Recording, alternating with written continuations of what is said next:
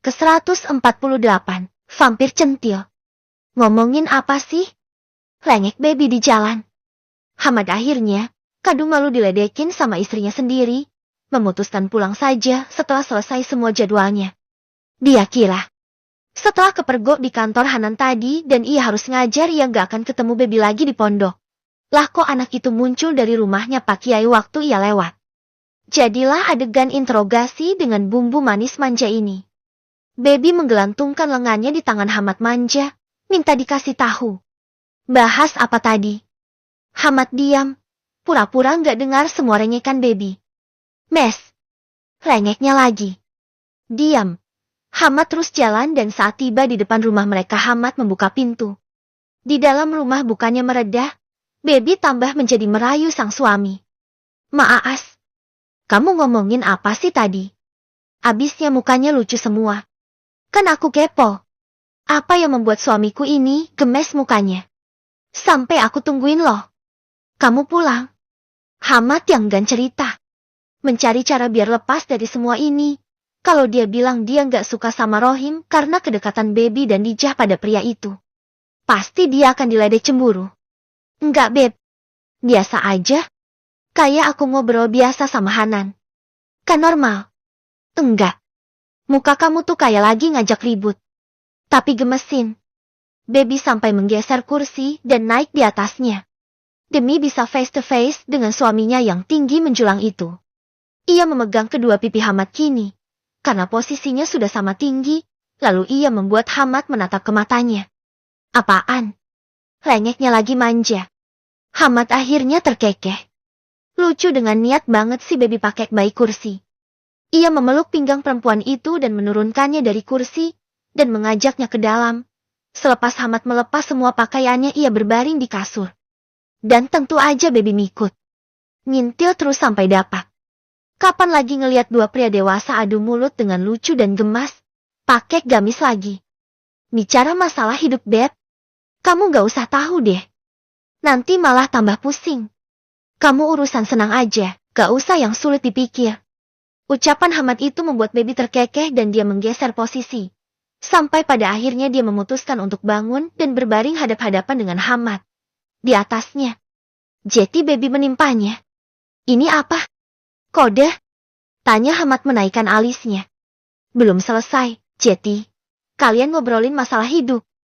Curhat dong ceritanya. Goda baby. Kok malah diketawain? Emangnya aku gak boleh curhat? Balas Hamad lembut. Baby nyengir tambah lebar lagi. Kamu kok gemesin sih? Abis makan apaan tadi? Tanya baby menyentuh dengan jemarinya hidung Hamad dan turun ke bawah. Ke bibir dan ke lehernya. Ia sampai di kancing teratas gamisnya dan membuka kancing itu. Beneran kamu masih uzur, Beb? Baby mengangguk. Ia paling suka menggoda sang suami kalau pas lagi gak bisa dia apa-apain. Membuat sang suami pusing karena kadung kepengen tapi gak bisa. Ya ampun, dosa banget gak sih? Tapi bikin Hamad wajahnya aneh karena nahan diri itu lucu banget deh. Sumpah. Baby mengangguk dan menggigit bibirnya. Ia melihat leher yang kokoh itu. Rasanya ingin. Sat. Gitu.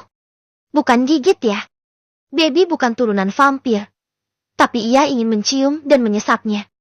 Merasakan sensasi kulit lembut di leher kokoh itu. Dan mendengar suara geraman tertahan dari Hamad. Ia selalu melakukannya di area yang lebih ke bawah. Dekat pundak. Biar ketutupan sama gamis. Ya nggak lucu. Kali aja ada ustadz ngajar terus ada bekas cupangan di leher. Ya kan bikin santri lain pengen cepet tutup buku buka terop. Beb. Ancam Hamad dengan nada sudah merendah. Sudah aromanya ada yang tertahan walau belum terasa ada yang menonjol. Hem. Sayang. Jawab baby kini menundukkan kepalanya persis ke leher Hamad. Tahu apa yang dia lakukan? Ya definisi vampir cilik yang kenyot-kenyot leher. Itu yang dia lakukan. Sengaja. Membuat si pria ini melemah dengan sendirinya. Kenapa sih? Godain dia itu nikmat sekali. Baby yang menyesap leher Hamad itu membuat si korban tak sabar. Ia membalik tubuh baby dan melepaskan bibirnya dari lehernya sendiri. Beb, kamu mau nyiksa aku ya? Tanyanya dengan suara berat. Baby terkekeh dan mengangguk. Abisnya, aku kan nanya sama kamu. Kamu bicarain apaan? Kamunya gak mau jawab. Lengek baby lagi. Kini tangannya yang mengelus leher Hamad. Mengagumi karyanya. Aku cerita mengenai hidup Kehanan. Masa kamu kepo sih? Aku aja gak pernah nanyain kamu ngomongin apa sama Dijah. Kok kamu nanya?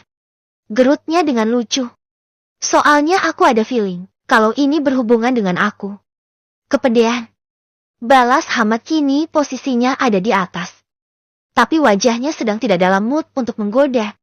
Si Hamad berbuat seperti ini untuk menaklukkan si vampir centil di bawahnya ini. Kepu. Lengek baby lagi. Kami bahas. Si Melati mau balik ke Indo. Hayo. Kamu mau apa? Astaga, astagfirullah. Kok bisa? Apa gak bisa dideportasi aja nanti pas nyampe bandara? Biar gak jeti kesini. Lagian ngapain dia balik? Cepet banget. Masa iya dia udah lulus? Perasaan sejeniusnya orang. Gak secepet ini juga. Keluh baby bingung. Kini moodnya sudah beda. Kepalanya sudah cenut-cenut mikirin hal ini. Itu yang dibicarakan. Hanan cerita. Nanya ke aku. Harus gimana? Terus? Harus gimana ini kita? Aku sih gak terlalu ngaruh. Tapi kan sumpek juga. Si Dijano. Yang akan senewan. Bisa dibully pangkat 11 dia. Maka dari itu. Kami bahas. Kamunya datang. Lah. Tapi ngebahasnya gak serius. Kayak lagi mainan. Hamad bangkit. Dia duduk di kasur membelakangi baby. Mungkin ini momennya bicara dengan baby. Batinnya pelan. Beb. Aku mau bicara sama kamu. Serius ini. Ucap Hamad melirik ke arah sang istri yang masih aja nyengir-nyengir. Hem. Apa sih bebeb?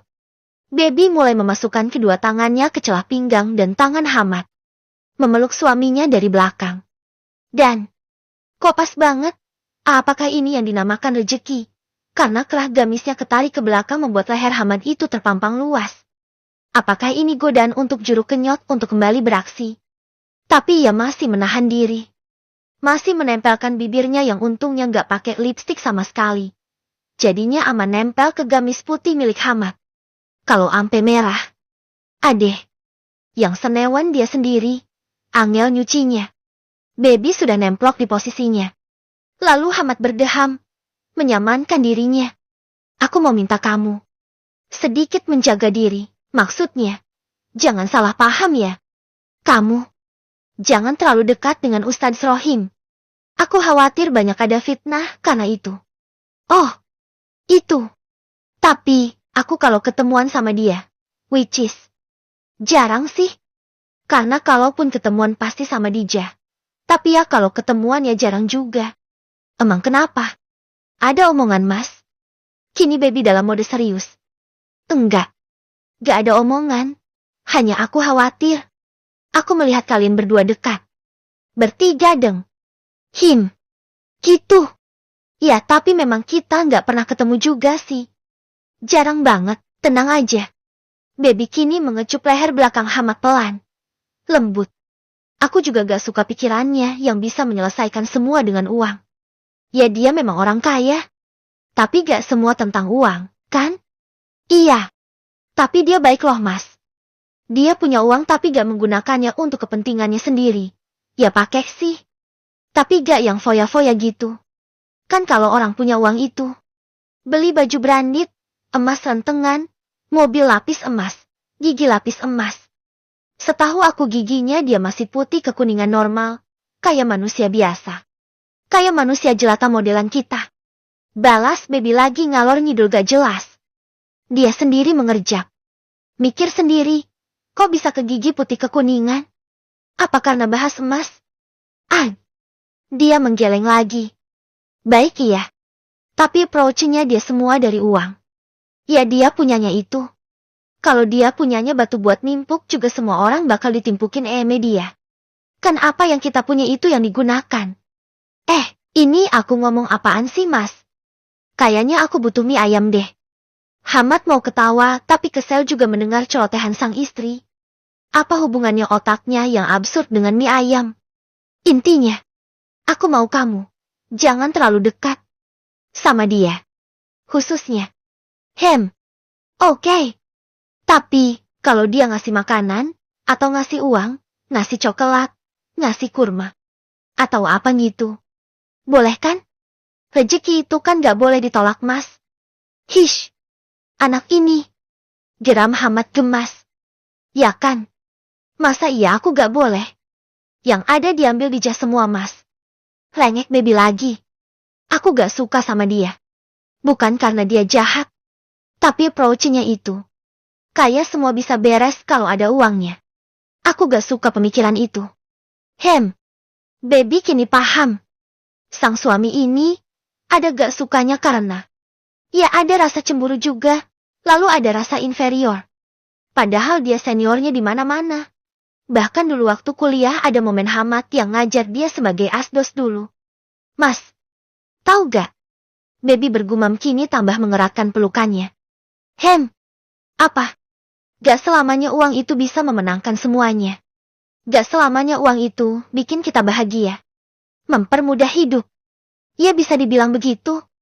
Kita juga bisa bantu orang lain dengan uang. Tapi, tak semuanya. Kayak kita ini. Bukannya bilang kita nggak punya uang ya. Maksudnya, kita hidup seadanya. Juga alhamdulillah. Kan semuanya nggak bisa dibeli juga dengan uang. Money can buy you happiness, but money can buy you donut. Ucap baby yang malah ingat slogan tagline-nya iklan merek donat yang ia pernah dengar. Lah kok ke donat? Kalau baby bingung sendiri. Kamu. Intinya, gak semua mengenai uang, Mas. Kamu tahu gak? Siapa orang yang paling si Ustaz Rohim Homati? Gak tahu. Balas Hamad cepat. Seorang Hamad Buhori. Tahu gak? Pertama kali aku ketemu sama dia. Ya sama DJ juga ya. Dia bilang kalau dia ngefans banget sama seorang Hamad Buhori. Dia kesini itu bukan karena Ningningrum tapi si mantan asdosnya dia yang katanya. Kerennya ke ubun-ubun. Saking kerennya. Dia bilang kalau aku beruntung bisa nikah sama kamu. Karena kamu ini sosok yang dia kagumi. Cara kamu ngajar. Tegas tapi gak galak. Nah ini aku agak heran. Apa dia ini ada-ada aneh dan romansanya sama kamu? Aku aja yang istri kamu ngerasa kamu kalau ngajar galaknya ke ubun-ubun. Jadi curhat. Intinya adalah dia sama kamu. Dan bilang kalau sosok idolanya di sini ya kamu. Selain Pak Kiai ya. Tapi dia yang paling berkesan sama kamu. Seorang Hamad Buhori. Selamat dia normal dan udah nikah, Mas. Selamat juga dia lelaki. Kalau cewek, belum nikah. Udah aku ajak gelut dia. Enak aja. Balasan baby itu membuat Hamad mengembuskan napasnya panjang. Ada lega di dadanya. Malah, abis ada urusan ngirim Ningningrum keluar pondok, dia nanya ke aku. Kira-kira dia kerennya udah bisa bikin Ustadz Hamad mengakui kekerenannya gak ya? Gitu. Dih kan aneh. Untung dia lempeng. Naksir Ningningrum. Kalau enggak. Meng serem.